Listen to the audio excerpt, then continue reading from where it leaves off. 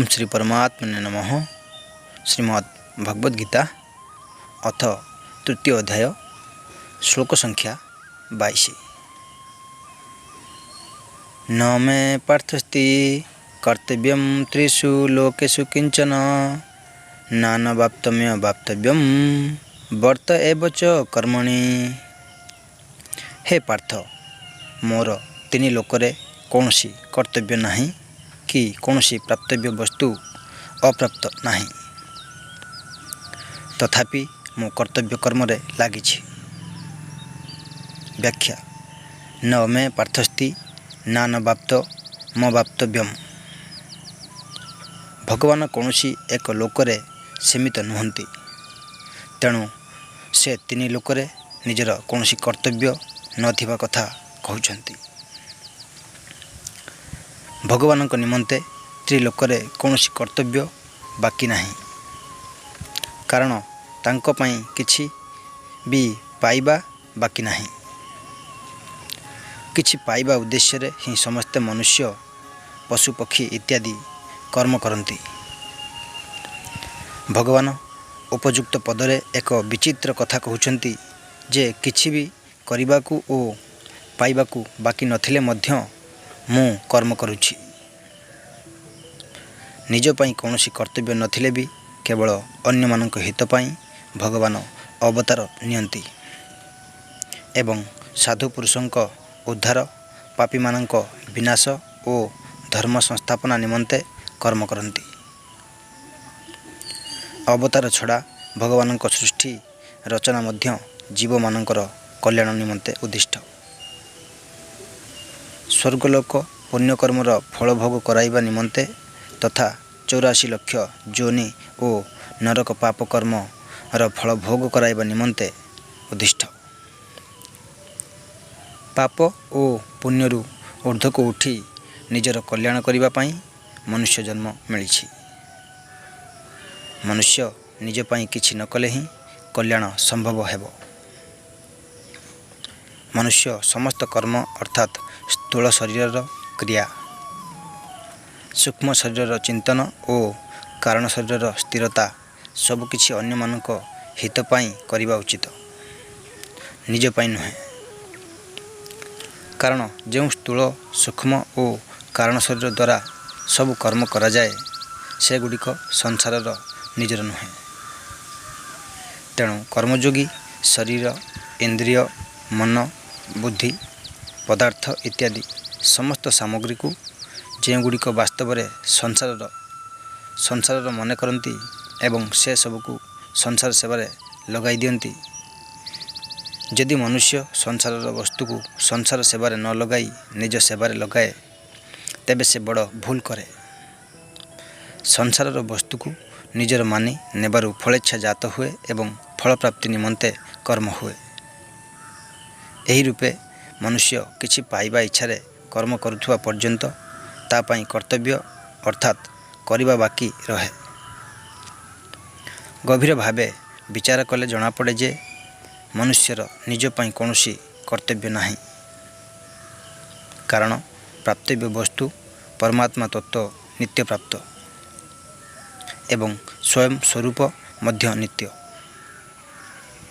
किंतु कर्म ओ कर्मफल अनित्य अर्थात उत्पत्ति विनाशशील।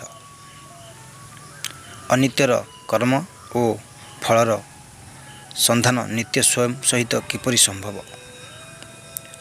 कर्मर संभव पर शरीर और संसार सहित रही, स्व सहित नुहे। कर्म सर्वदा पर द्वारा और पर पई हुए, तेणु निज पई किछि करिबार नाही।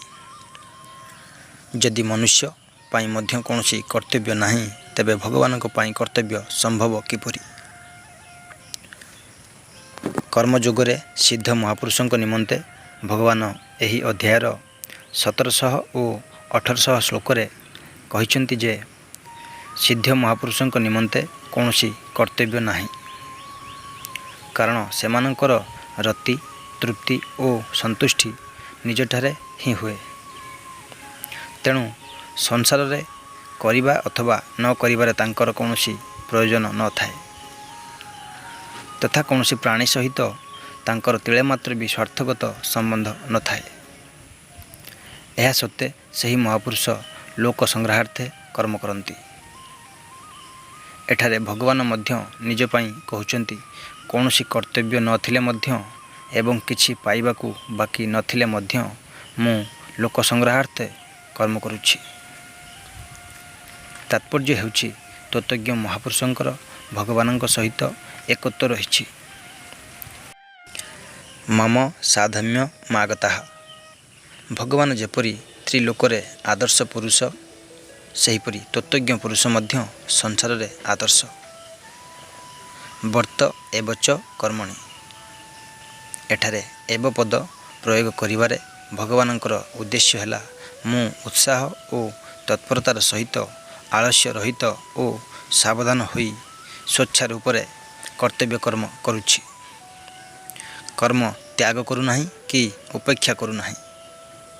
ଯେପରି ରେଳ ଇଞ୍ଜିନ୍ ଚାଲିଲେ ସେଥିରେ ସଂଯୁକ୍ତ ଡବାଗୁଡ଼ିକ ମଧ୍ୟ ଚାଲେ, ସେହିପରି ଭଗବାନ ଓ ସନ୍ଥ ମହାପୁରୁଷ ଯାହାଙ୍କ କରିବା ଓ ପାଇବାର ଇଚ୍ଛା ନାହିଁ, ଇଞ୍ଜିନ୍ ଭଳି କର୍ତ୍ତବ୍ୟ କର୍ମ କରନ୍ତି।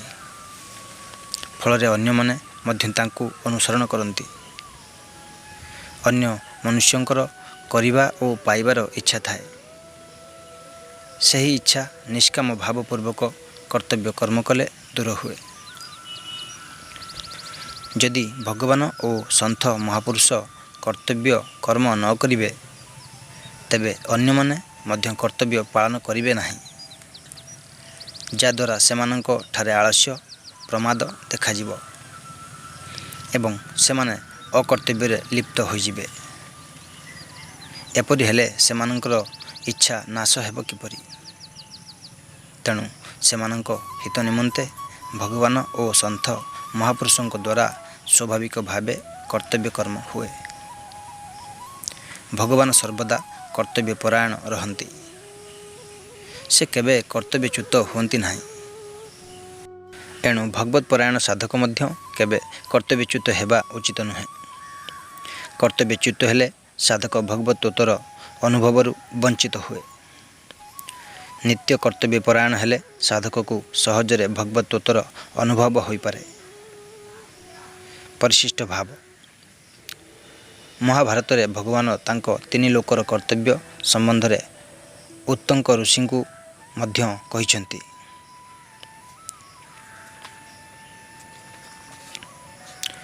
ମୁଁ ଧର୍ମର ରକ୍ଷା ଓ ସ୍ଥାପନା କରିବା ନିମନ୍ତେ ତିନି ଲୋକରେ ଅନେକ ଯୋନିରେ ଅବତାର ଧାରଣ କରି ସେହି ରୂପ ଓ ବେଶ ଦ୍ୱାରା ତଦନୁସାରେ ବ୍ୟବହାର କରେ। ଅଥ ଶ୍ଲୋକ ସଂଖ୍ୟା 22 ସମ୍ପୂର୍ଣ୍ଣ।